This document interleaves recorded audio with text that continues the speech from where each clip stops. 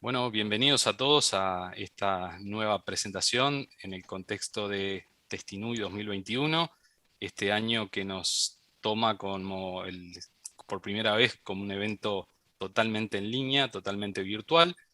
Y hoy tengo el agrado de darle la bienvenida a Franco Santi y a Leonardo Pase de Globant, que nos van a dejar la presentación Inteligencia Artificial aplicada a la automatización de pruebas de software. Bienvenidos. Bueno, primero que nada nos presento, mi nombre es Franco Santi y estamos con Leo Pase. Ambos trabajamos en Globant como Technical Directors para el estudio de Quality Engineering y ya hace un par de años venimos arrancando a jugar con inteligencia artificial como para ver qué cosas se pueden hacer interesantes que puedan ayudarnos en el día a día de lo que es automatización e incluso testing en general. Eh, sí, bueno, hoy vamos a tratar de dar una charla, contarles un poco, lo- no solo lo que hemos venido haciendo, sino también conceptos generales de inteligencia artificial, como para, tampoco como para aburrirlos, no es nada súper profundo, pero bueno, a alto nivel, y después algunas aplicaciones del mismo. No sé, Leo, si querés decir algo en la intro.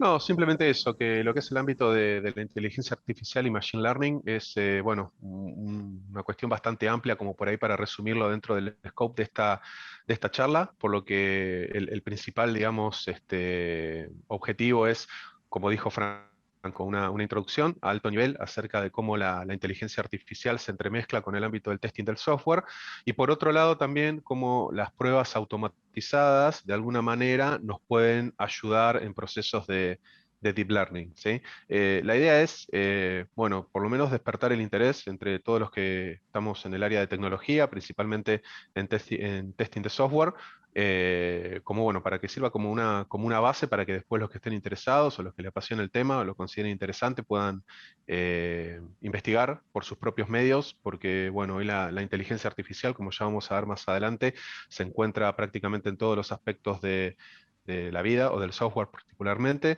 y bueno,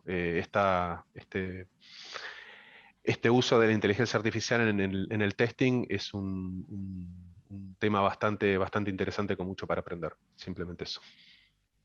Un poco lo que vamos a estar viendo hoy es primero una introducción, una breve introducción a lo que es inteligencia artificial, eh, usos cotidianos, en qué cosas que tenemos alrededor nuestro podemos encontrar.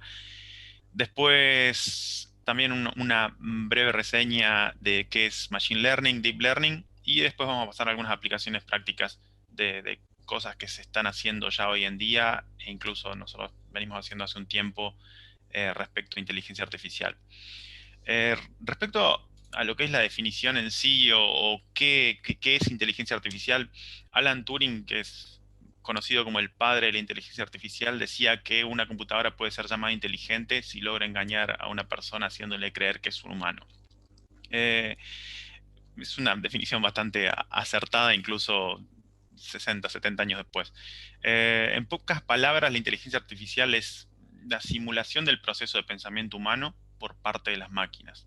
Esto incluye lo que es aprendizaje, razonamiento y autocorrección. Eh, ¿Dónde encontramos inteligencia artificial alrededor nuestro? En muchas cosas.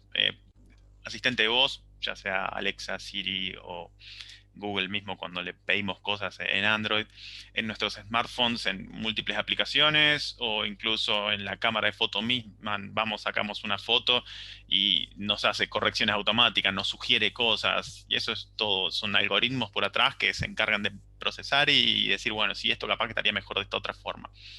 Recomendaciones de productos, a quién no le aparece publicidad en Instagram o Facebook, te pones a hablar de una cosa y al rato te aparece una publicidad. Para mí no es casualidad, dicen que no, pero para mí sí, es así. Después, recomendaciones multimedia en YouTube, Spotify o en cualquier otro reproductor multimedia que uno entra, empezás a hacer unos clics y te empieza a sugerir automáticamente cosas relacionadas. Eh, las redes sociales también va acorde a los gustos.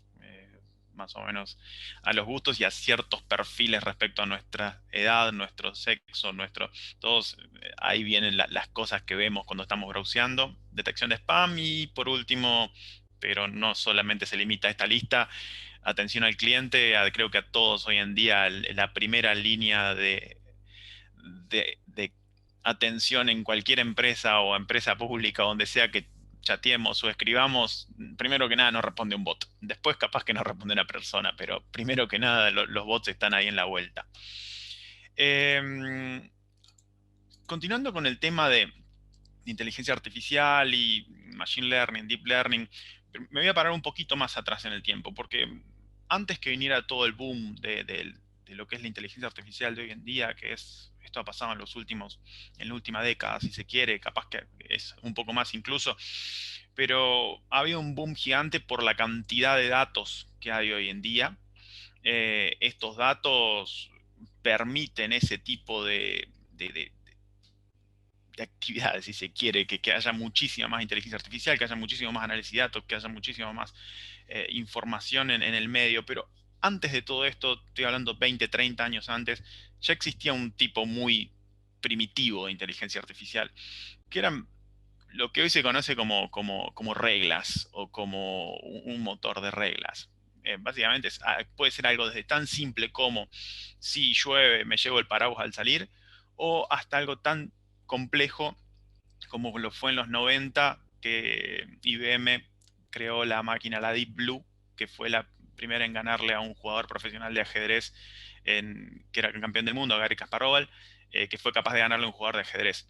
Esa máquina, si bien se decía que era inteligencia artificial, era por supuesto, pero era un motor de reglas, era un árbol de decisión gigante que en base a los movimientos que se iban haciendo iba tomando o previendo los distintos movimientos que podían venir, y en base a eso tomaba decisiones. No era lo que es hoy Machine Learning o Deep Learning, era un gran árbol. La diferencia entre eso y lo actual es que eso estaba todo programado, eran reglas duras, básicamente era todo código que si pasa esto, hagamos esto otro. O sea, se van tomando decisiones en base a las condiciones y los parámetros que se van viendo.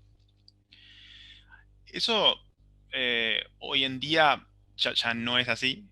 Hoy en día justamente la diferencia entre Machine Learning y ese motor de reglas es que no son reglas duras. Machine Learning es una aplicación de la inteligencia artificial que da a los sistemas la habilidad de aprender automáticamente y de mejorar su experiencia sin ser explícitamente programados. El foco de Machine Learning es desarrollar algoritmos que puedan acceder a los datos y usar estos datos para tomar distintas decisiones, sin necesidad de que estén programadas en reglas específicas. El proceso de aprender comienza con la observación de los datos. Se analizan distintos sets de datos, pueden ser ejemplos, experiencias, instrucciones, cualquier cosa que querramos simular. En base a eso se analizan y se ven patrones que luego se utilizan para tomar decisiones.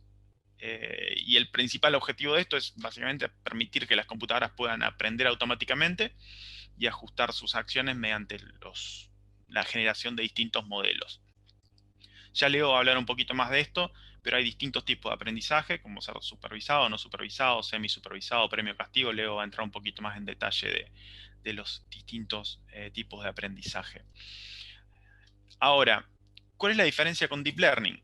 Deep Learning es un tipo de inteligencia artificial, es un subset de Machine Learning que imita la manera de procesar los datos del cerebro humano. A diferencia del Machine Learning, es una red neuronal que es capaz de aprender sin supervisión con datos que no estén necesariamente estructurados ni etiquetados. Para poner un ejemplo, podemos decir que Machine Learning es una neurona que tiene un algoritmo adentro que en base a ciertos parámetros toma una decisión. La red neuronal, en cambio, es un grupo de neuronas que se dividen en distintas capas, y dentro de cada capa podría haber muchas neuronas, y pueden analizar pequeñas porciones de datos cada neurona y se van tomando decisiones en base a esos. Entonces es mucho más parecido a cómo funciona el cerebro humano y lo hace mucho más escalable y mucho más eficaz también, mucho más eficiente. Nosotros podríamos tener, por ejemplo, así como podríamos tener un set de reglas que hagan lo mismo que un algoritmo de Machine Learning, pero podría ser gigantesco para lograr hacer eso mismo. Podríamos tener también una sola neurona o un algoritmo de Machine Learning que haga lo mismo que una red neuronal, pero la cantidad de variables que tendría que manejar y la complejidad de la ecuación sería gigante. Y llega un punto en el cual ya no escala, o sea, no va a funcionar igual. Entonces ahí está la diferencia. El Deep Learning funciona más como funciona nuestro cerebro. Es una red justamente neuronal. Así de bueno. Recapitulando un poco, la inteligencia artificial es una disciplina informática que se ocupa del diseño de máquinas para que puedan imitar el comportamiento humano. El estándar exacto para las tecnologías que califican como AI es un poco ambiguo, depende de la propia definición de inteligencia y tiene muchas interpretaciones. En el ámbito de la informática, básicamente es lo que le decía, es realizar tareas que tradicionalmente hacemos los humanos. ¿Y cuándo utilizar Machine Learning? Bueno, Machine Learning en sí no es una solución para todos los problemas. En realidad, ahí es un poco lo que le decía. Puede haber casos en los que aplicar Machine Learning no tenga sentido. Para casos súper sencillos de tomar decisiones en base a 2 o 3 variables que hago una u otra cosa, va a ser mucho más fácil poner una serie de if-else y controlarlo todo por ahí y no ponerse a hacer cosas raras. ¿Cuándo aplica usar Machine Learning o Deep Learning? Bueno, es cuando no se pueda programar debido a la cantidad de reglas o que ya sea demasiado compleja la cantidad de variables que tengamos. Cuando la respuesta depende de demasiados factores y cuando la cantidad de información a procesar es muy elevada, que ese también es un factor muy relevante porque para el Deep Learning la cantidad de datos que se utilizan es gigantesca y mientras más datos tengamos, mejor, porque mejor son los resultados. Así que bueno, ahora Leo va a continuar un poco con la parte de aprendizaje. Ahí está, buenísimo, Franco, gracias.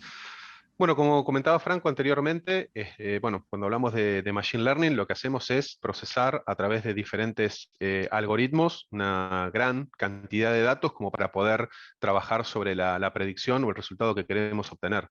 Digamos, este aprendizaje automático se puede clasificar en realidad en más que estos. Por ejemplo, acá vamos a dar el ejemplo de aprendizaje supervisado y aprendizaje no supervisado, pero existen otros, como mencionó Franco anteriormente, como por ejemplo aprendizaje por refuerzo. ¿Sí? Pero a fines de esta charla puntualmente, creo que los más relevantes es el aprendizaje supervisado, cuya característica principal es que los datos con los cuales nosotros trabajamos tienen etiquetas asociadas, ¿sí? Entonces, lo que hace el modelo, lo que hace el algoritmo, es aprender a descubrir cuáles son los patrones asociados a esta etiqueta puntual. Ahora vamos a ver ejemplos más adelante. Y bueno, como dice acá, se basa en descubrir la relación existente entre unas variables de entrada y unas variables de salida. Por el contrario, lo que se conoce como aprendizaje no supervisado es el modelo los que descubren los patrones en la distribución de las muestras que nosotros les proporcionamos. No utiliza ningún tipo de etiquetado, únicamente se limita a analizar las muestras, sus características, y a partir de ahí encontrar patrones en común para agruparlos, ¿sí? Lo que hace el aprendizaje no supervisado es precisamente, bueno, buscar los patrones de similitud entre todos los datos de entrada, pero, insisto, no están etiquetados. El modelo no necesariamente entiende o sabe de antemano cuáles son las clases que nosotros le estamos proporcionando. En el próximo slide vamos a ver un ejemplo de aprendizaje supervisado y no supervisado. Por ejemplo, un clasificador de spam. Supónganse que nosotros tenemos que diseñar un modelo. Es un ejemplo bastante conocido, ya lo habrán visto anteriormente, pero creo que representa bien el aprendizaje supervisado. Tenemos un modelo que lo que tiene que hacer es clasificar correos que nosotros recibimos en una bandeja de entrada. Esos correos van a tener ciertas características, van a provenir desde un determinado remitente, desde una determinada dirección IP, va a contener algunas palabras claves, el mensaje va a estar semánticamente orientado a algún tipo de aspecto. Entonces, nosotros lo que podemos hacer es entrenar precisamente un modelo explicándole cuáles son las características que tiene un spam y cuáles son las características que tiene precisamente un correo spam, para que a través de lo que se conoce como clasificación binaria pueda, a través precisamente de estos datos con los que fue entrenado, poder determinar si se trata de un correo spam o no y redireccionarlo a la bandeja que tenga que ir. Es un ejemplo práctico de un aprendizaje supervisado. Por otro lado, el aprendizaje no supervisado, como dijimos anteriormente, hay un ejemplo en el próximo slide, supónganse que tengamos que clasificar, en este caso, no sé, caracteres de lenguajes orientales, ¿sí? Nosotros, como pueden ver en el ejemplo, existen ciertos patrones, existe cierta similitud, ¿no? Los cuales nos va a permitir clasificarlos, sin necesariamente saber si, por ejemplo, acá tenemos chino, coreano, tailandés y japonés, ¿sí?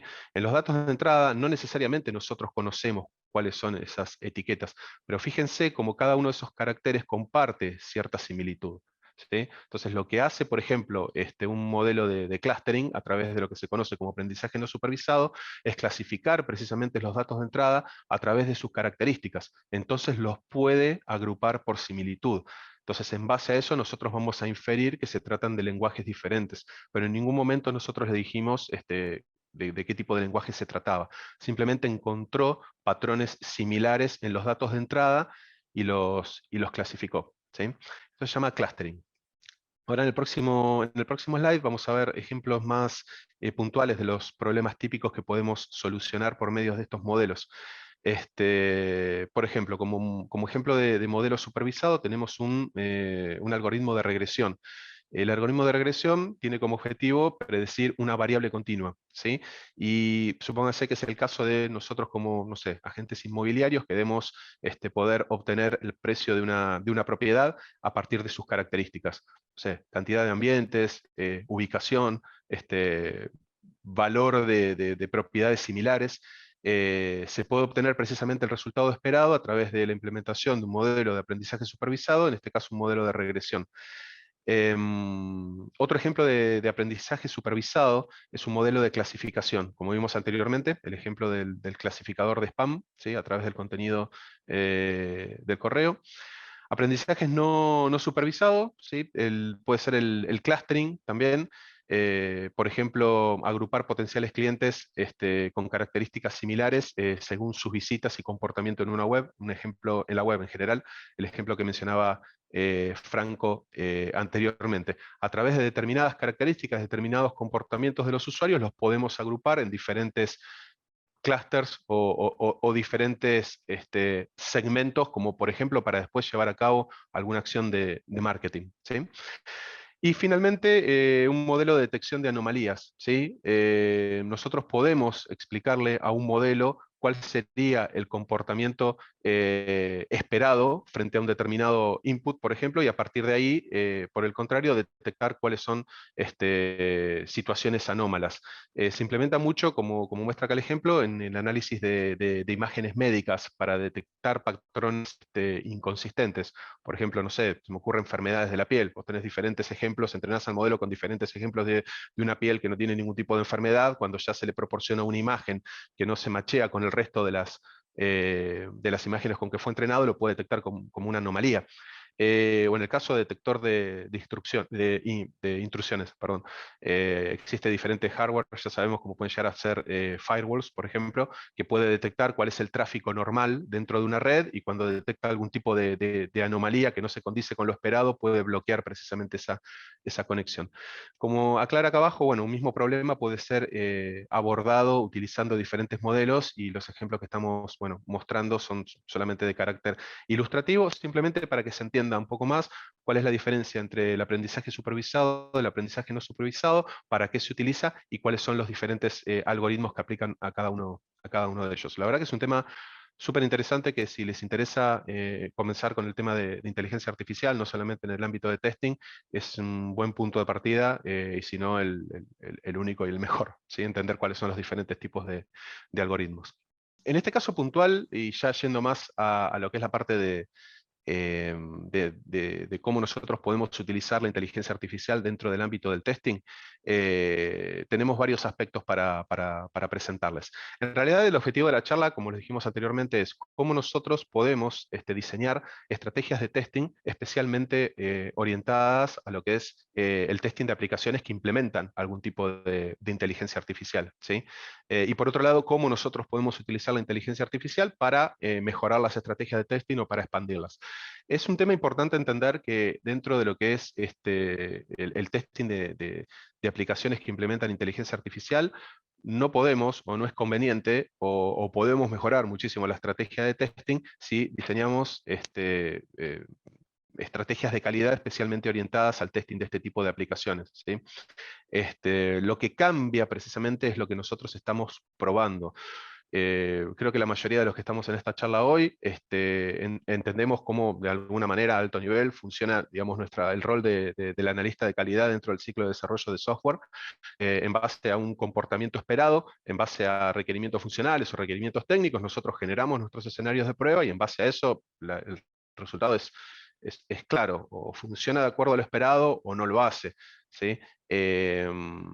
Cuando nosotros testeamos aplicaciones basadas en inteligencia artificial, ahora vamos a ver en el próximo slide, cambiamos precisamente de un modelo determinístico, por llamarlo de alguna manera, a un modelo más probabilístico. ¿Qué significa esto? Bueno, precisamente nosotros cuando testeamos una aplicación que no implementa inteligencia artificial, tenemos un resultado esperado, un resultado real, y en base a eso sabemos si la aplicación está funcionando como se espera o no. Cuando testeamos aplicaciones basadas en inteligencia artificial, lo que probamos generalmente es la capacidad que tiene el modelo de aprender, qué tan entrenable es el modelo y cómo en base al entrenamiento que nosotros hacemos, el modelo es capaz de predecir el resultado que nosotros queremos obtener, ¿sí? Hay una diferencia. En un lado estamos testeando un comportamiento esperado, pero por otro lado estamos trabajando más sobre un approach un poco más probabilístico. Y hay diferentes tipos de métricas que aplican a modelos de inteligencia artificial que a nosotros como testers, como analistas de calidad, nos van a dar la pauta para entender si un modelo se comporta de acuerdo a lo esperado o no. Hay muchísima bibliografía al respecto, hay muchas métricas que se pueden obtener. Acá mencionamos solamente algunas, pero hay algo que se llama matriz de confusión, que es algo muy interesante y de alguna manera no es complejo de entender, que es precisamente cuántos falsos negativos o verdaderos negativos o falsos positivos estoy teniendo a través del entrenamiento del modelo y el testing de ese modelo. Entonces, nosotros podemos setear como objetivo que el modelo tenga un accuracy de un 80% y vamos a poder decir, ok, el modelo está en condiciones de ser implementado en producción porque en base a los datos que está siendo entrenado y en base a los resultados que estamos obteniendo, cumple con los criterios de aceptación, ¿sí?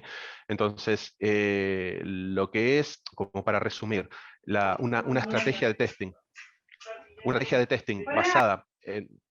testing, o sea, basada en modelos de inteligencia artificial, difiere precisamente en el approach y difiere en las técnicas que nosotros implementamos, ¿sí? Eso por un lado.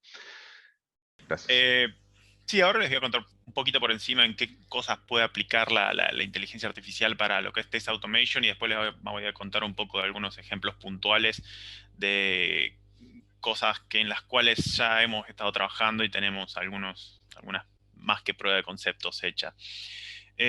Para Test Automation, muchas de las cosas que se usan es Computer Vision, validación automática de layouts, generación automática de casos de prueba, NLP para testing de localización. Todas son cosas que se pueden utilizar para identificar. Ahora les voy a contar perdón, se me enredó la lengua. Para utilizar inteligencia artificial en el campo de la automatización. Algunos de los campos en los cuales actualmente ya venimos haciendo algún trabajo, venimos metiendo alguna que otra cosa, es en la identificación semántica de componentes, en el self-healing de test scripts frente a cambios que pueda llegar a ver en la UI, y ese self-healing en realidad no es solo self-healing, sino también hay algo de performance y de mejorar la eficiencia de las pruebas, y validación automática de layouts. Vamos uno por uno. No sé quién me rayó la presentación, pero hay una raya ahí en el medio. Bueno, no importa. Bueno, lo que es la identificación semántica de componentes, ¿qué quiere decir esto? Básicamente lo que hace es proveer a nuestro framework la capacidad de identificar elementos no mediante escribir selectores específicos. O sea, no es que voy a escribir un selector, por ejemplo, utilizando ID o name o CSS, XPath, lo que sea la estrategia que quiera usar, sino que en lugar de decir esto, voy a decir qué elemento o qué tipo de elemento es el que quiero cliquear, o con el cual quiero interactuar. Cualquiera de estas tres opciones, estos tres proyectos que les voy a estar contando, son librerías que se agregan a un framework de automation. En este caso, lo que provee esta primera librería es la capacidad de decir, por ejemplo, clic, y en lugar de decirle clic y ponerle un selector, le paso directamente el tipo de elemento. Puedo agregarle, por ejemplo, home. Y esto lo que va a hacer es ir y cliquear en el home sin necesidad de yo poner un selector específico. Podría hacer lo mismo con un favoritos, con un menú, con todas las distintas opciones que hay hoy por hoy de los tipos de elementos estándar. ¿Cómo hace esto? En realidad lo que tiene es una red neuronal por atrás que mediante el procesamiento de imágenes identifica los componentes y se basa en una gran cantidad de estudio de distintas aplicaciones con las cuales nuestro algoritmo va a saber que, por ejemplo, el botón de home normalmente es una casita y el favoritos por lo general es una estrellita y el carrito de compras es un carrito de compras, el cart.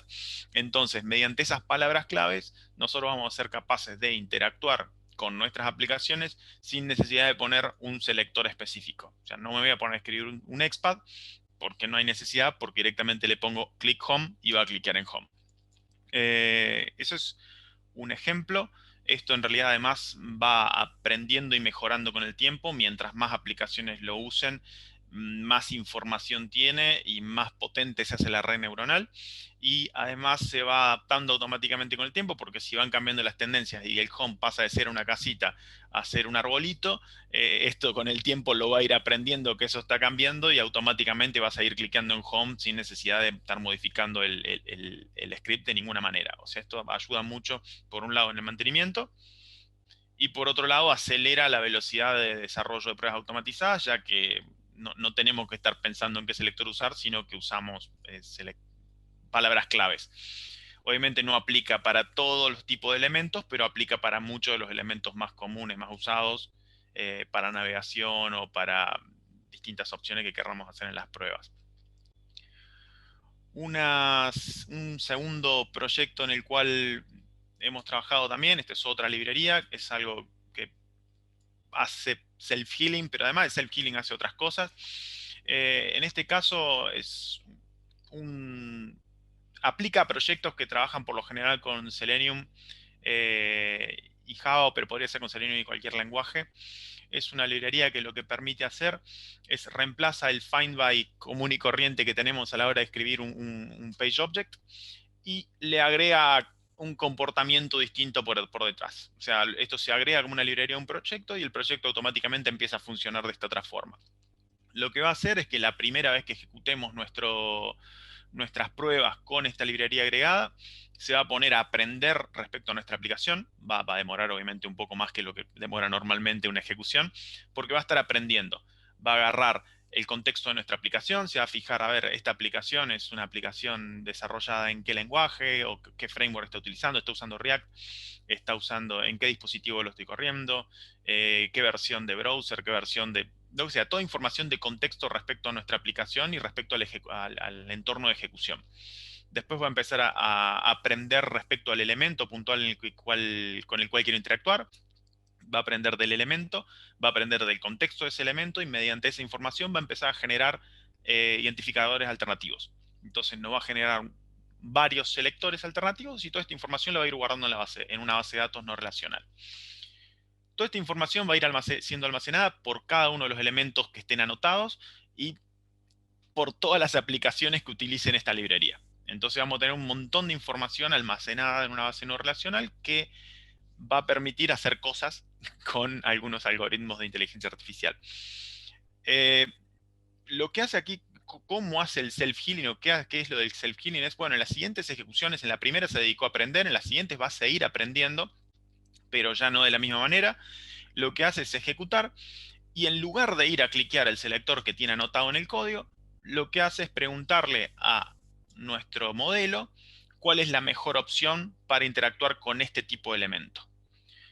Y el modelo le va a decir, bueno, estás usando una aplicación que es React, la estás corriendo en un dispositivo Android con X y X condiciones, bueno, lo mejor es que vayas por ID o que vayas por este XPath o que vayas por esto. Entonces el modelo es capaz de decir cuál es la mejor opción, cuál es la más eficiente y la más eficaz. O sea, cuál es la que va a ir más rápido y cuál es la que para la gran cantidad de datos que tenemos ha sido siempre la que por lo general lo encuentra. Entonces de esta manera no usa el selector que tiene anotado en el código, sino que utiliza el mejor selector que lo decide este modelo.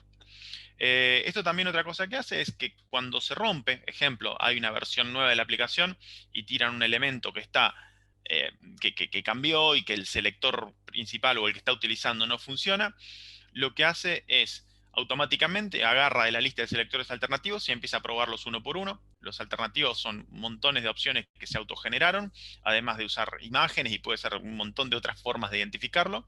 Y va a ir probando uno por uno hasta que lo encuentre. Cuando lo encuentre, va a tomar ese como el principal y va a aprender nuevamente todo el contexto para hacer ese análisis, cosa que la siguiente ejecución ya siga sin problemas.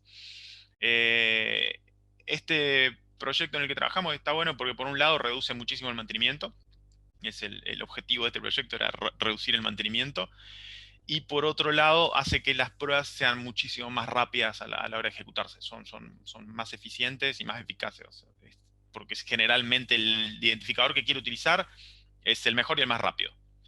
Así que bueno, ese es otro uso de la inteligencia artificial en el ámbito de la automatización en el cual hemos estado trabajando.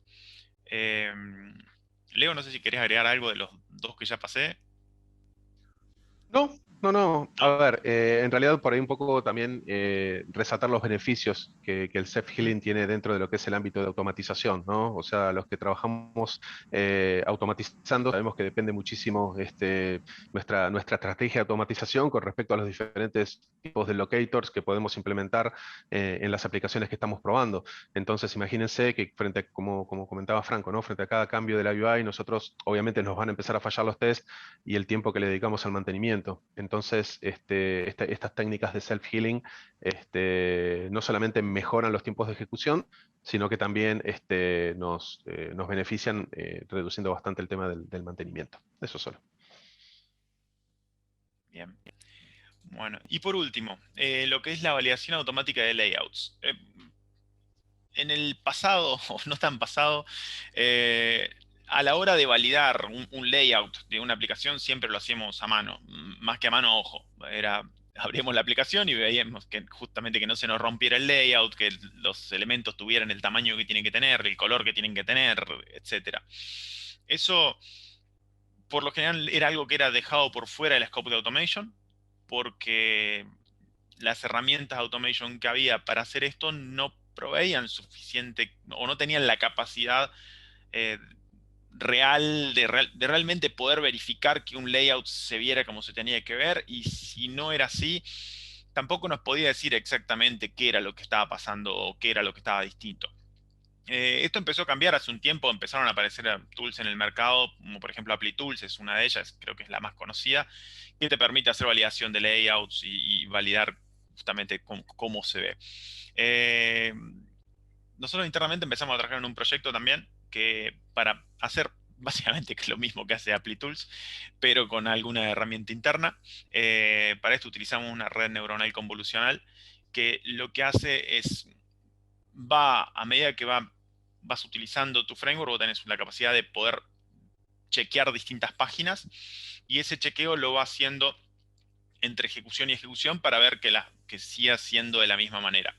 Pero no es tan chequeo imagen a imagen y veo, bueno, si esto es igual a esto o esto es distinto a esto, sino que la red neuronal convolucional, la diferencia que tiene es que es capaz de identificar componentes dentro de estas imágenes. Entonces, vas a ver decirte que lo que está distinto, por ejemplo, es un botón, o es este label, o es este otro campo. O sea, es capaz de identificar todos los componentes dentro de una imagen y comparar elemento a elemento y no un todo con un todo. Que eso era un poco lo más primitivo, era esa forma que no era muy eficiente. De esta manera, lo que hace es aprende con nuestra aplicación, identifica los distintos elementos, es capaz de resaltar los cambios cuando hay cambios, y en caso de que, otra cosa que también tiene es capacidad de clasificar, de decir, bueno, si esto se está corriendo en Android, obviamente se va a ver distinto que en iOS, o estoy corriendo con Opera o con Firefox o con Chrome, va a haber diferencias. Entonces es capaz de hacer la diferencia y decir, bueno, listo, esto se ve así en Chrome, se ve así en Firefox, se ve así en... Así que bueno, este es un proyecto en el que trabajamos y que está bastante bueno. Y también se le puede decir, por ejemplo, bueno, esto no es un error porque es una versión nueva y es así, y de ahí en adelante vas a ir trabajando, vas a ir probando respecto a la última versión y no a la que venía trabajando. O sea, reaprendió cómo se ve el layout actualmente. Así que bueno, este es otro de los proyectos en los que trabajamos y que estuvo bastante bueno la aplicación. Y que bueno, nos permite eso, probar layouts que anteriormente no, era algo que quedaba fuera del scope de automation. Bien, ahora Leo, seguís vos. Nosotros lo que mostramos es dos cuestiones. Primero, cómo podemos hacer uso de la inteligencia artificial dentro del ámbito de la automatización de software y cómo nosotros podemos automatizar la generación de datasets o la obtención de datos para entrenar precisamente nuestros modelos de Machine Learning. Al principio hablábamos de Deep Learning como un tipo especial de Machine Learning, y lo que podemos ver en este slide es precisamente cuál sería el pipeline cuando queremos entrenar un modelo de Deep Learning, ¿sí? El punto principal donde comienza todo es precisamente la recolección de los datos, el procesamiento de los datos. Seguramente habrán escuchado hablar de cuestiones como ETLs, ¿sí? O curado de los datos que vamos a utilizar, porque tienen que estar normalizados, ¿sí? Buenísimo, se fue el garabato, gracias. Los datos obviamente tienen que tener cierto formato, tienen que estar normalizados, es parte del proceso. Después es seleccionar cuál va a ser el modelo de inteligencia artificial que vamos a implementar, empezar a entrenar el modelo y hacer la evaluación final de los resultados en base a los datos de testing, a los datos de validación. Donde nosotros implementamos la automatización, en el segundo slide lo vemos, en el próximo, perdón, que es en la generación de los datasets, ¿sí? Lo que vamos a ver ahora es un ejemplo práctico de cómo podemos utilizar técnicas de automatización, ¿sí? Para generar precisamente los datos con los que vamos a alimentar nuestros modelos. ¿Cuál sería digamos, el uso puntual? Hay veces que tenemos un problema tan específico que no encontramos la información necesaria para entrenar nuestros modelos. En esos casos, una de las técnicas que podemos utilizar es precisamente para poder obtener esos datos es web scraping. No sé si escuchan hablar de web scraping, pero esto lo que nos posibilita es extraer contenidos y datos de una web de manera automatizada.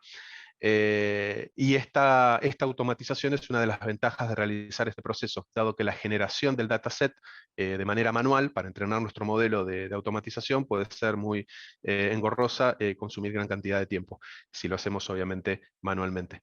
En el próximo slide vamos a ver un ejemplo. Supongamos el ejemplo que mencionábamos anteriormente, en donde usamos la inteligencia artificial para el testing visual, ¿sí? Lo que queremos ahora es a partir de un screenshot, poder detectar los distintos elementos de la web. Por ejemplo, botones, imágenes, para poder otorgar mayor información acerca de dónde se presentan las diferencias. Acá es importante entender que muchas veces, en realidad esta información nosotros cuando automatizamos la obtenemos del DOM, ¿sí? A nivel estructura de la página web, podemos, a través de diferentes técnicas, obtener diferentes componentes, ¿sí? Pero lo bueno de la inteligencia artificial aplicada al testing de aplicaciones es que nosotros podemos prescindir del DOM, porque de vuelta, como dijimos anteriormente, cualquier cambio en un identificador, cualquier cambio en la posición relativa de algunos elementos puede hacer que los tests fallen. De esta manera nosotros nos estamos abstrayendo de la estructura de la página y estamos interactuando con los elementos a partir de modelos de inteligencia artificial, ¿sí? Así que, bueno, lo estamos utilizando para eso. En el próximo slide, perdón que estamos yendo un poquito más rápido, bueno, tenemos un ejemplo. ¿Cómo sería este algoritmo de web scraping? Primero tendríamos que saber como dato de entrada, por ejemplo, la URL de donde se quiere obtener la información, y por otro lado, la forma de localizar cada uno de estos elementos. Por ejemplo, cómo localizar todos los botones, cómo localizar todas las imágenes, y así con cada uno de los componentes. Luego, a partir de esto, el framework generaría como salida un screenshot de la página web y un documento de texto con la ubicación relativa de cada uno de estos componentes dentro de esa imagen. En el próximo slide, ahí tenemos un ejemplo. ¿Sí? En este caso, en la página de Amazon. Como pueden ver, tenemos identificadas cada una de las clases, cada uno de los elementos que nosotros vamos a interactuar. Supongamos que queremos extraer, en este caso puntual, lo que haría sería capturar un screenshot de la página web, iría almacenando la ubicación de cada uno de los componentes, es decir, la ubicación de cada una de las imágenes, los botones, los textos, inputs, etcétera, ¿sí? Entonces, ese sería precisamente el input que nosotros vamos a utilizar para entrenar nuestro modelo. Vayamos al siguiente slide, por favor. Ahí está. Estamos hablando de un modelo particular que yo los invito a que lo investiguen, que se llama YOLO, Y-O-L-O, que se entrena de esta manera, ¿sí? No quiere decir que todos los algoritmos de Machine Learning, que todos los modelos que están disponibles en la web o los que son comerciales, lo que sea, se entrenen de la misma forma. Pero en este caso puntual, este modelo que nosotros implementamos con nuestro framework de automatización se basa, por un lado, de un screenshot, ¿sí? En donde están identificados cada uno de los componentes, y por otro lado, un archivo de texto con la información acerca de dónde deben encontrarse cada uno de esos componentes, ¿sí? Entonces, de esa manera, sabemos dónde están ubicadas las imágenes, dónde están ubicados los textos, dónde están ubicados los botones, etc. Si nosotros repetimos este proceso de web scraping y además entrenamos nuestro modelo no con una página, sino con decenas o cientos de páginas, vamos a poder tener modelos especialmente customizados o especialmente entrenados para interactuar con esos componentes y para obtener la información de esos componentes. Entonces, ¿qué es lo que nos posibilita a nosotros como testers, como profesionales de calidad? Poder tener modelos específicamente entrenados para testear determinados tipos de aplicaciones, porque las aplicaciones de e-commerce o las aplicaciones de e-learning o las aplicaciones de home banking comparten ciertas características. Las aplicaciones de e-commerce van a tener un catálogo de producto, van a tener un carrito de compras, van a tener un flujo de checkout. Entonces, a partir del entrenamiento de nuestro modelo con datos precisamente del tipo de aplicación que nosotros vamos a probar, vamos a poder entrenar nuestros propios datasets y vamos a poder lograr que nuestros modelos estén customizados precisamente para testear tipos específicos de aplicaciones. Tuve que apurarme un poco para no pasarme con el tiempo, por eso, bueno, seguramente va a haber algunas preguntas al respecto, pero en definitiva lo que queríamos mostrarles era que la inteligencia artificial y la automatización de pruebas se retroalimentan. Por un lado, utilizamos la inteligencia artificial para testear nuestras aplicaciones, pero por otro lado, automatizamos el proceso de generación de datos para entrenar nuestros datasets que luego nos van a permitir ser más eficientes en la interacción con los elementos en las aplicaciones, ¿sí? Espero se haya entendido. Si no, quedo abierto a las preguntas. En el próximo slide, creo que hay un ejemplo puntual. Sí, en este caso, bueno, podemos ver una página de un sitio de e-commerce muy conocido. Presten atención a este screenshot y al siguiente, en el botón precisamente comprar ahora, que en ese caso está azul, en este caso está más clarito, y en el próximo slide, a través de un modelo de computer vision, entrenado además con una red que nos permita detectar esos elementos, podemos ver que se produjo una diferencia en el botón comprar y que además esa diferencia corresponde a un botón. Sería la conjunción entre lo que es un modelo de computer vision con una red neuronal convolucional encargada de retribuir información acerca de esos elementos. Quizás este ejemplo es muy claro, muy directo a un componente específico, pero imagínense, dentro de un flujo de automatización visual, tener que hacer este tipo de comparaciones, digamos, de manera manual, es algo que la automatización generalmente no llega a abarcar. Así que, bueno, a modo de resumen, lo que nos permite la inteligencia artificial dentro del ámbito de la automatización es precisamente expandir el coverage de testing automatizado a diferentes aspectos visuales. Bueno, y creo que con eso llegamos al final de la presentación. Así que bueno, alguna bibliografía por si les interesa ahondar en el tema, algunas recomendaciones. Así que, bueno, ahí terminamos. Vamos a usar las preguntas. Excelente, muchas gracias Leonardo No, y por favor. Franco por la presentación. Queremos aprovechar estos últimos minutos para que, bueno, los más de 200 participantes, que era una pregunta que me hacía Leonardo, ¿cuántos van a estar escuchando esta presentación? Más de 220 personas tenemos escuchando esta charla. Imagino que alguno se va a querer animar a preguntar, lo puede hacer con el mecanismo de la manito, y bueno, y los voy invitando a que la planteen.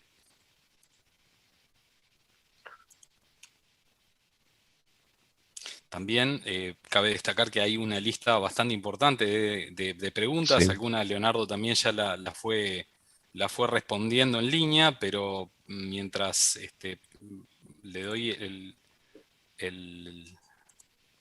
le doy la chance a Marlon, perdón, a ver si se anima ahí, si estás habilitado, puedes hacer Claro.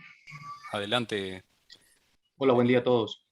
Con el tema performance, ¿qué tan exigente es el poder implementar la inteligencia artificial? Porque veo que se necesita un poco de consumo, ¿verdad? Pero no sé si esto un servidor dedicado, la máquina, ¿cómo les ha ido con esa experiencia? Es una buena pregunta. Si querés, Franco, la respondo yo. A ver, creo que lo que es más time consuming y lo que más capacidad requiere es precisamente el entrenamiento de los datasets. Pueden llevar, de acuerdo a la cantidad de datos con los que nosotros estemos entrenando el modelo, puede llegar incluso a llevar varias horas, ¿sí? Entonces, ahí es donde estimamos que se requiere o confirmamos que se requiere, obviamente, una buena capacidad de procesamiento. De hecho, Machine Learning o la explosión de Machine Learning y de inteligencia artificial en las últimas décadas se dio precisamente por eso, porque los algoritmos existieron siempre, lo que no existía era precisamente la capacidad de procesar los datos en un corto tiempo. Entonces, eso es lo que posibilita, digamos, la inteligencia artificial aplicada a la industria de software. Pero bueno, volviendo a tu pregunta, el procesamiento y el entrenamiento, perdón, de los datos es lo que puede llegar a requerir mayor cantidad de procesamiento y más tiempo, no así la ejecución, porque a ver, nosotros de alguna manera implementamos estos modelos en una estructura de microservicios. Entonces, desde tu framework de automatización, lo que podrías hacer es llamar a una API que sí puede llegar a estar corriendo en un servidor bastante potente y que devuelva los datos, ¿sí? Hoy el procesamiento, mejor dicho, la respuesta no sería el problema si se requeriría una gran capacidad al momento de entrenar al modelo, que es lo que más tarda. Muy bien, muchas Muchas gracias. gracias. No, por favor, Eh, gracias. te transmito una que quedó en el chat desde hace un rato. Dicen, muy interesante. ¿Es suficientemente preciso como para que la revisión o corrección del test requiera efectivamente menos trabajo o esfuerzo que buscar un selector con el inspector? Creo que se referían la pregunta venía en el contexto de cuando estaba hablando Franco de la aplicación de inteligencia a la identificación de selectores. Creo que viene por ahí. Sí, eso va a depender del caso en particular. O sea, hay elementos en los cuales sí va a ser mucho más preciso, porque son elementos más comunes de los cuales tenemos más datos al respecto. Por ejemplo, el ejemplo del home button o del carrito de compras, claramente eso van a ser muchísimo más precisos porque ya tenemos muchísima más información y son elementos bien claros, diferenciables. Ahora va a haber otros que no, porque capaz que son más ambiguos. Pueden ver labels distintos que pueden llegar a confundirse, o puede llegar a ver elementos que directamente no se pueden llegar a identificarme por esta forma. O sea, por ejemplo, si yo lo que quiero hacer es levantar un dato de una tabla puntual, claramente este no va a ser la forma de hacerlo. Voy a escribir algún XPath o algún otro selector que me permita acceder a ese dato puntualmente y levantarlo. Por eso depende mucho de qué elementos se esté hablando. Para los elementos más comunes sí es súper preciso. Bien, muchas gracias. Hay otra pregunta de Joser Juárez. Dice, muy buena ponencia. Tengo una duda. ¿Cuánto tiempo en promedio se necesitaría para que el programa aprenda o cuántos tests se necesita? En relación, asumo, al self-healing o Sí, a... está buena. Me falta a mí un poquito más de contexto porque esto fue planteado hace un rato, pero bueno, estimo yo que vinculado a esa necesidad que comentabas vos de entrenar a partir de información, quizás Ujú. venga por ahí Sí, a ver, Sí, a ver, vamos a responderla de ambos aspectos. En principio, cuando nosotros hablamos de aprendizaje dentro de este contexto, no estamos hablando por ahí del aprendizaje que puede llegar a tener una aplicación productiva. En realidad, cuando hablamos de aprendizaje, y está muy buena la pregunta porque me lleva a la aclaración, tiene que ver con el entrenamiento del modelo. Entonces, nosotros entrenamos un modelo para que lleve a cabo una determinada acción, que en este caso es interactuar con componentes, ¿sí? Entonces, el aprendizaje, de alguna manera, se da a partir del momento en el cual yo lo estoy entrenando, pero no se retroalimenta de las sucesivas ejecuciones que yo estoy teniendo, por lo menos dentro de este approach que nosotros estamos planteando, ¿sí? Nosotros cuando hablamos de aprendizaje, más que nada estamos hablando de un entrenamiento que es estático y que se reduce al momento en el cual nosotros estamos entrenando a ese modelo. Después su performance se mide cuando nosotros ejecutamos los tests. Si vemos que realmente el resultado no es el esperado, se lo continuará entrenando de manera estática, se generará un nuevo, mejor dicho, se generará un nuevo dataset para que el modelo lo interprete, pero no es que es un esquema de aprendizaje a prueba y error continuo. Eso en el primer ejemplo.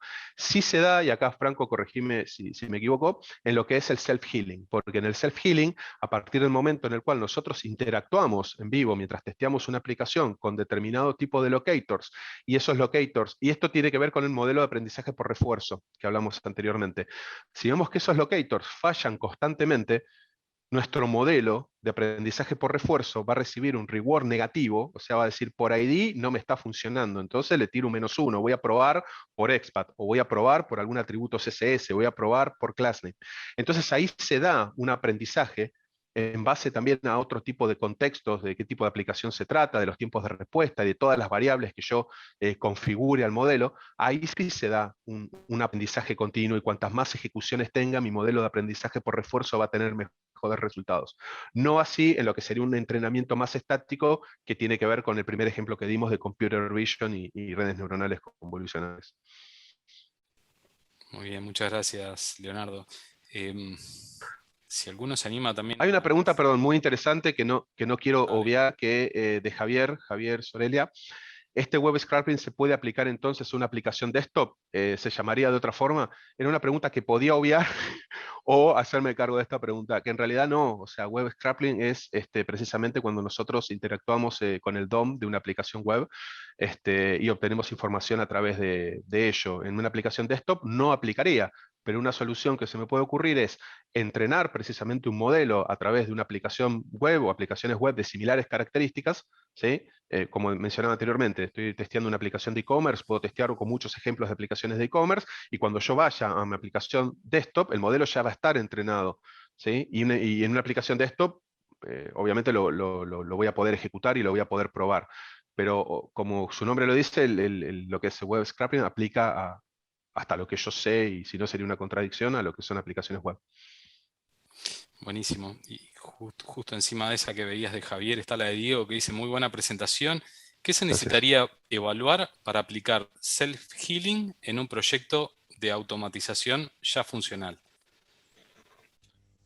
Sí, en realidad para un proyecto de automatización ya funcional, primero hay que tener en cuenta de que aplique. O sea, es el tipo de tecnología que usamos para las librerías que creamos para self-healing. O sea, o habría que escribirlas para ese lenguaje y para esa herramienta. O sea, hay un tema de compatibilidad de tecnologías. En este caso, lo que hicimos nosotros era para Java y Selenium y Appium.